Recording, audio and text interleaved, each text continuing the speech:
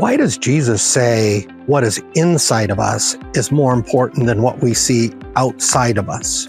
He says in Luke chapter 11, verse 34, that the eye is the lamp of the body. You know, if you have darkness going on inside of your life, it's going to affect what you see. If you have light going on inside of you, it's going to affect what you see. What does God want to do?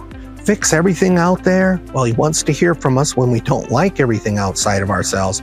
He wants to work on that which is inside. He wants to fill our life with light.